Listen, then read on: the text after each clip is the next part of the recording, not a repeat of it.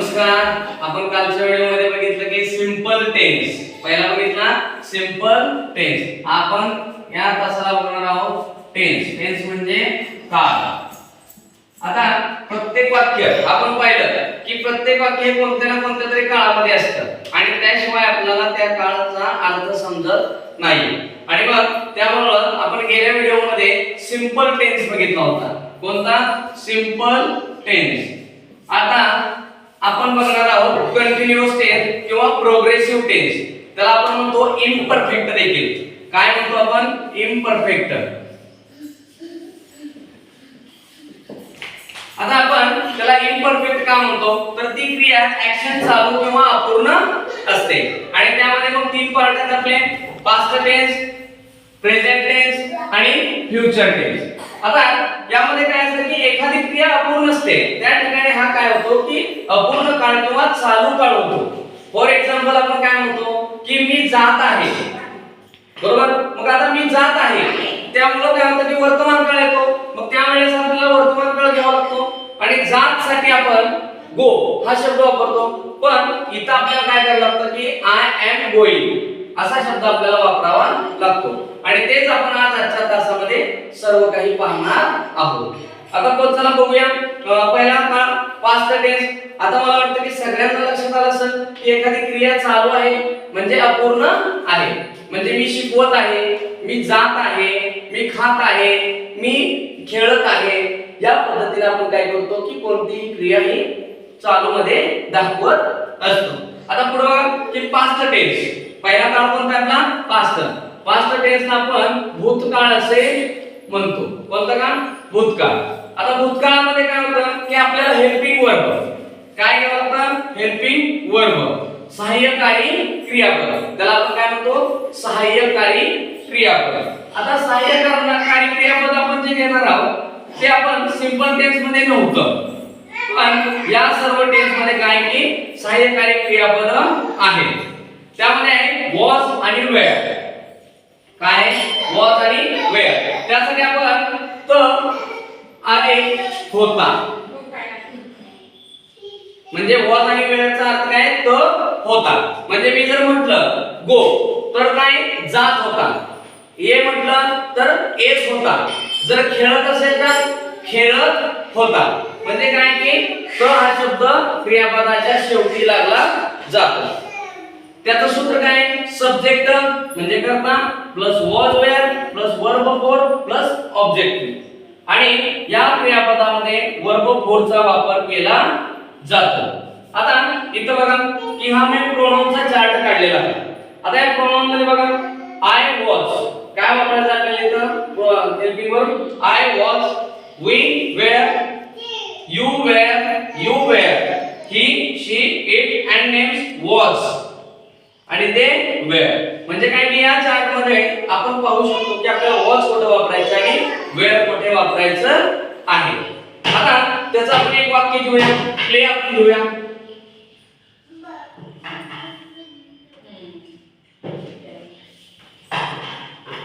Play. प्लेचं verb four तयार होतं play. काय तयार होतं? प्ले. आता प्लेइंगचं वाक्य काय करायचं ते आता तुम्ही तोंडी घ्या. I was playing. काय झालं इथं? I was playing. We were playing. You were playing. You were playing. I was playing म्हणजे मी खेळत आहे. आता पुढचं घ्या प्रेझेंट टेन्स.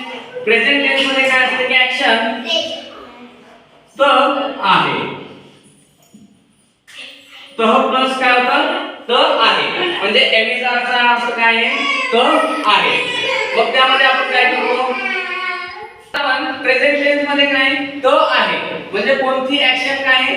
ऍक्शन सुरू आहे. म्हणजे त्याला आपण म्हणतो वर्तमान काळामध्ये काय? मी येत आहे, मी जात आहे, मी शिकवत आहे, तुम्ही शिकत आहात. आलं लक्षात? मग यामध्ये एम इज आर हे तीन आपल्याला हेल्पिंग वर्ब वापरायचे आहेत. मग आय साठी काय वापरणार? I am, we are, you are, he she it आणि नेम्स जर असतील तर त्यामध्ये आपण पूर्णांची प्रॉपर नाम असतं. एखादं मुलाचं नाव असतं, एखादं मुलीचं नाव असतं, बरोबर? तर त्यांच्या पुढे आपण इज हा हेल्पिंग वर्ब वापरतो आणि त्याच्यानंतर वर्ब फोर वर्ब फोर म्हणजे काय की subject plus am is are plus verb four plus object.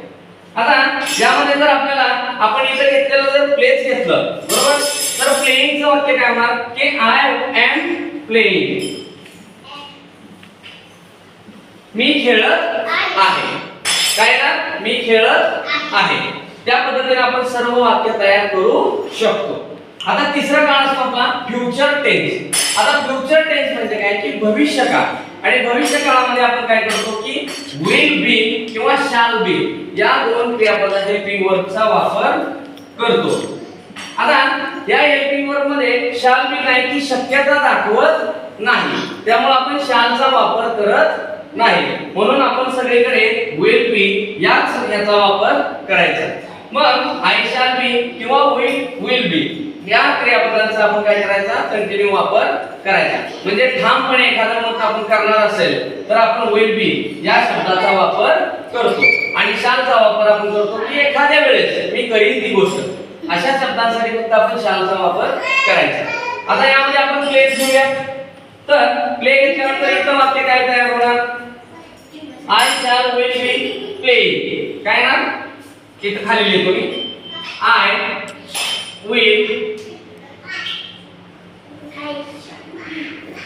Will be playing. म्हणजे काय की मी खेळणार आहे. आणि विल बी चा अर्थ काय असतो मी खेळत आहे. मी खेळत आहे.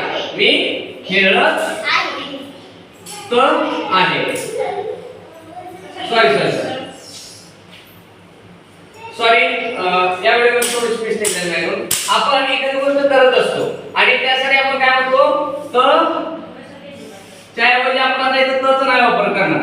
नार आहे किंवा खेळत असेल आणि असेल या दोन शब्दांचा वापर आपण करतो. असेल किंवा असेल म्हणजे आय विल बी प्लेइंग म्हणजे मी खेळत असेल. मी खेळत असेल. मी खेळत असेल. असेल किंवा असेल बरोबर. तर अशा पद्धतीने आपण आणखीन वर्ब वापरून आणखीन काही नवनवीन वाक्य तयार करू शकतो. काही शब्द या व्हिडिओमध्ये आपल्याला थोडीशी मिस्टेक झाली होती त्यामुळे मी सर्वांची माफी मागतो. पण तिथं आपल्याला टेन्स घेत असताना शॉर्ट मध्ये घ्यायचं असल्यामुळे थोडीशी गडबड होतच असते. आणि मला वाटतं की सर्वांना हे टेन्स समजले असतील. जर समजले नसतील तर तुम्ही व्हिडिओ माझा रिपीट करून समजून घेऊ शकता. प्लेइंगच्या ऐवजी तुम्ही कोणताही वर्ब लिहू शकता. प्लेइंगच्या ऐवजी जर मी वर्ब घेतलं राईट तर स्पेलिंग आहे आपलं verb for writing. I was writing. मी लिहित असेल मी लिहित होतो. इथं जर आपण रायटिंग घेतलं तर आय एम रायटिंग मी लिहित आहे. आणि आय विल बी रायटिंग मी लिहित असेल किंवा असेल. म्हणजे काय की आपण कोणताही वर्ब वापरून ते वाक्य तयार करू शकतो. आता जर आपण लेटर वरून लिहिलं की बाबा लेटर वरून शब्द तयार करा तर आपण एक वाक्य तयार करू की मी पत्र लिहित होतो. काय I was writing a letter in my house म्हणजे मी माझ्या घरी पत्र लिहित होतो.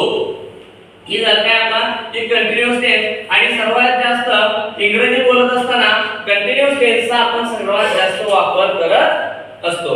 आणि आजच्या व्हिडिओमध्ये ही सर्व व्हिडिओ तुम्हाला चांगला वाटला असावा आणि व्यवस्थित वाटला असावा अशी मी आशा करतो. आणि सर्वांनी आपल्या चॅनलला सबस्क्राइब करावं व घरी बसून कधीही तुम्ही माझ्या क्लासला येऊन शिकावं. त्यामुळे आज आता हा माझा दुसरा व्हिडिओ आहे कारण आपण टेन्स पासून सुरुवात केलेली आहे. आणि tense is a most important part in English because English is a very not difficult, easy language, but you don't understanding the tense, you do not tell the English.